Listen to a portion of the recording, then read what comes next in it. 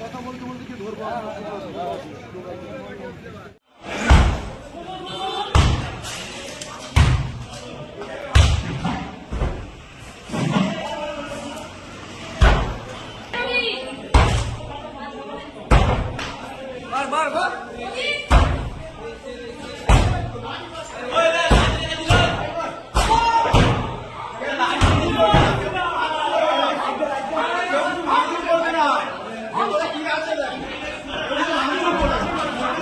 লাইটটা যাও।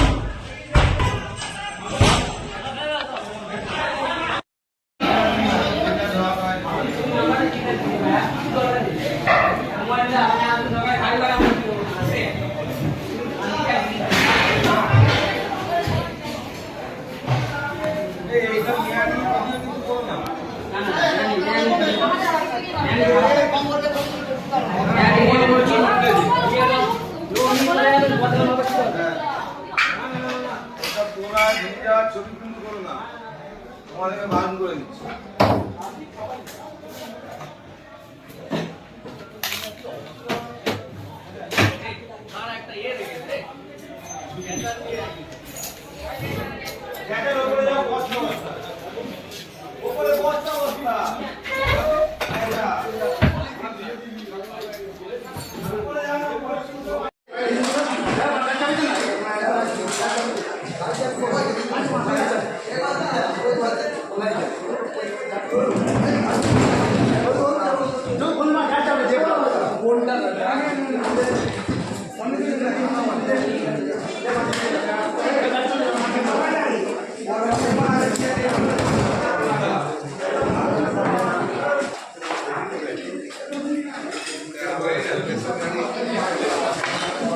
সব আছে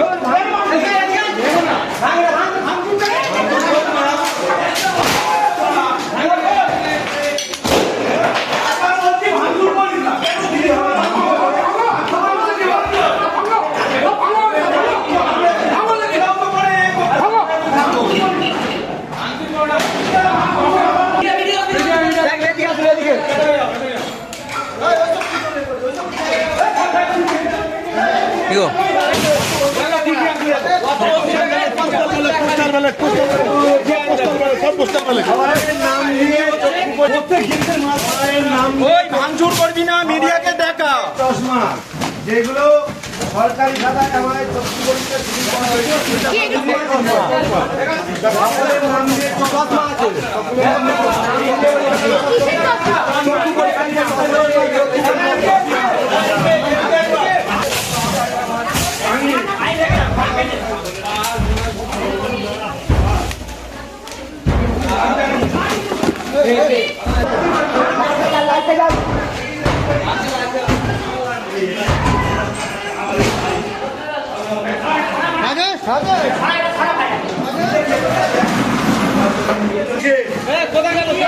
সরকারি ওষুধ চোখের ড্রপ, আই ড্রপ মনে হচ্ছে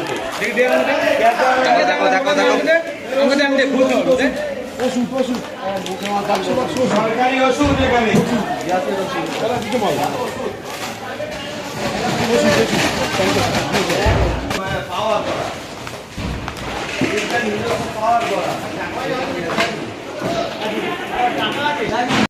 আগে যাও না, সরে যাও সরে যাও।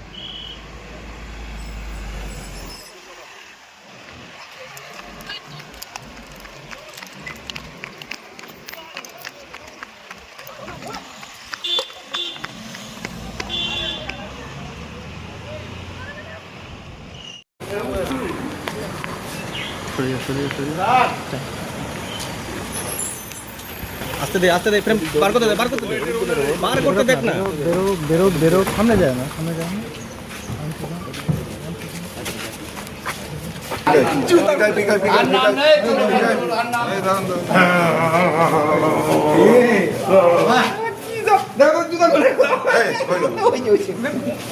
আমার মোবাইল